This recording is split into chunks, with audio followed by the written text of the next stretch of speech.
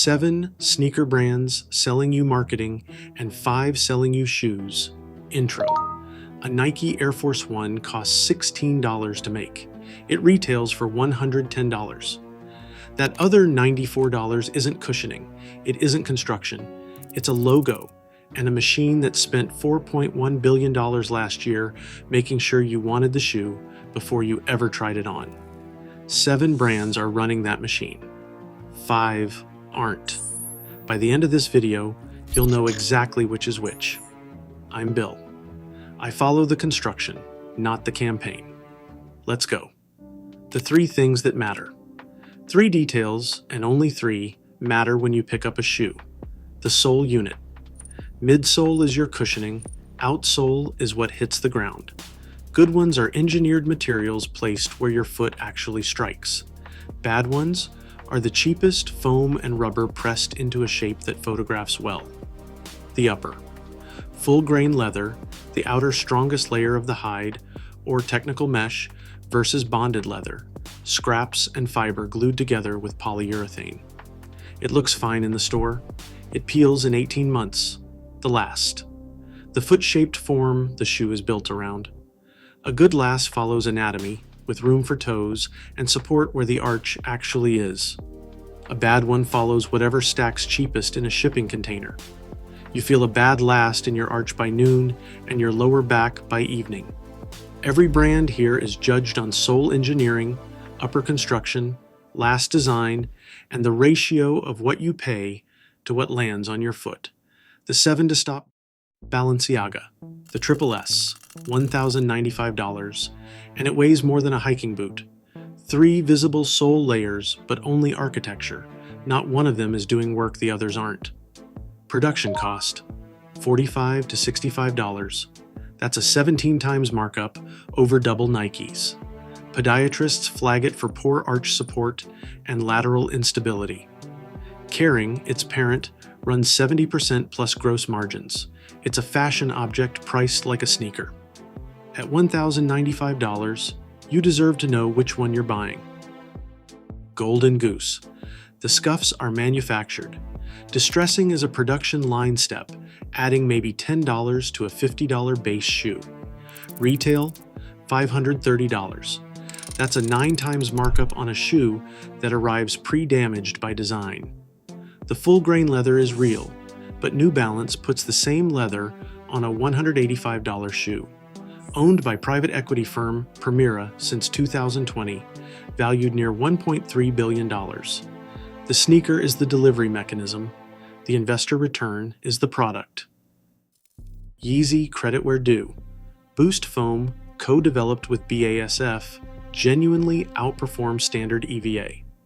Prime Knit is a real innovation too. Production cost, $25 to $35.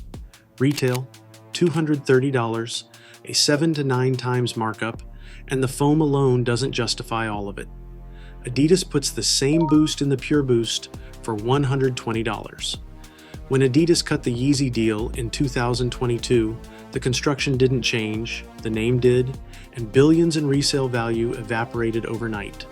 A shoe whose value depends entirely on a name isn't a shoe, it's a derivative. Off-White x Nike. Underneath the zip ties and quotation marks is a stock Air Jordan 1, production cost $30 to $40, plus $5 to $10 for the off-white treatment. Retail was $190, resale hit $2,000 to $8,000. Pure speculation and engineered scarcity. Virgil Abloh died in 2021, and pairs that traded at $4,000 now go for $800 to $1,200. The shoe never changed. The cultural velocity did. You weren't buying a shoe, you were holding a position in a market.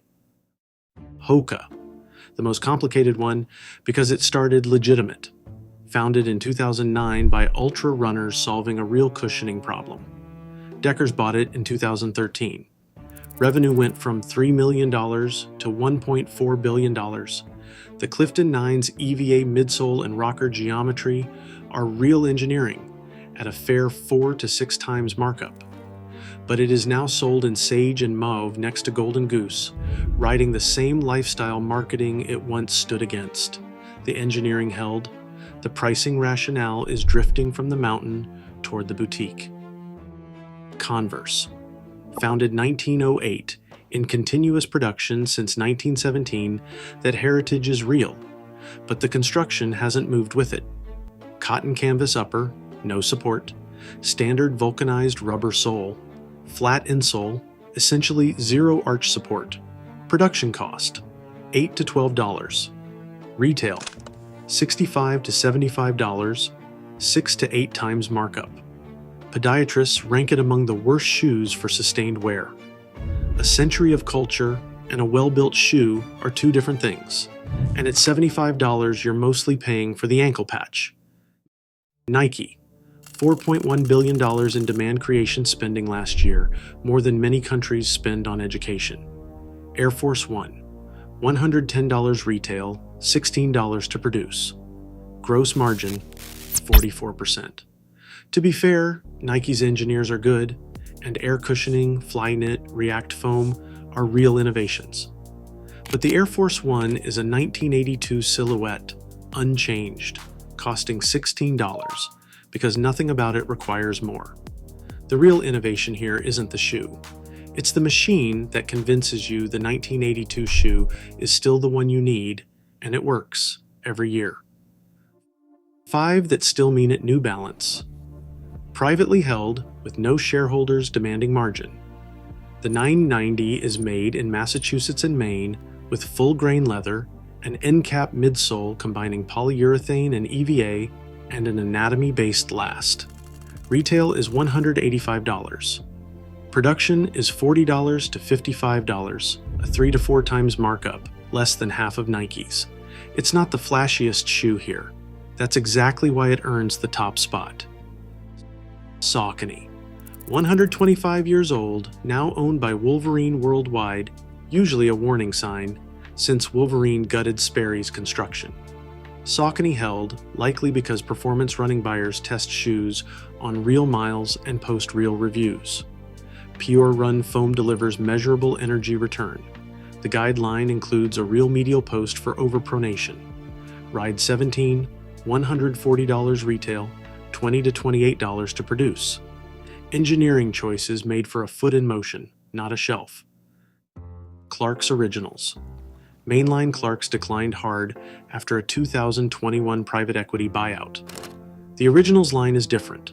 The Desert Boot, unchanged since 1950, still uses crepe rubber, a natural material that does not hydrolyze and degrade the way polyurethane does and can be resoled indefinitely.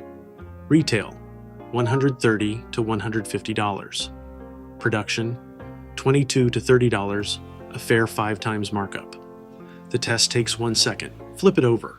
Natural tan crepe sole or molded synthetic? That tells you everything. ASICS. Founded 1949 on the philosophy of a sound mind in a sound body. The Gel Kayano's GL cushioning sits precisely at heel strike and forefoot impact zones. The Trustix system prevents excessive torsional flexing tied to plantar fasciitis. Retail, $160. Production, $25 to $35, 4 to 6 times markup, backed by 3 real biomechanical technologies. Compare that to Nike's 7 times markup on a 1982 shoe with none. On Running, founded 2010 by a former Ironman triathlete and 2 engineers chasing one question: what does it feel like to run on clouds? CloudTec's hollow pods compress on impact and stiffen at push-off, a real mechanical system, tested over years before launch. Cloudmonster 2, $170 retail, $28 to $38 production, a 4 to 5 times markup. 10 years old against New Balance's 120, but 10 years built on a real problem and a real solution, the founder still runs it himself. The 3-second test. Turn the shoe over. Is the rubber placed where your foot actually strikes, or uniform? Because uniform is cheap. Flex the midsole. Does it resist and recover, or feel like pressed cardboard? Press a thumbnail into the leather. Does it spring back, or hold the dent like paper? 3 to 4 times markup is honest. 5 to 6 needs justification in the construction. 7 and up means read everything above the fold before you accept the number. 12 brands, 1 question. Where did the money go before it reached your foot? 7 answered with celebrity contracts and artificial scarcity. 5 answered with midsole engineering and materials chosen for your foot, not the photograph. Your sneakers are either engineering or advertising. Now you know the difference. I'm Bill. I follow the construction, not the campaign. Subscribe if you haven't. Drop a comment with the brand you trust and how long your current pair has lasted.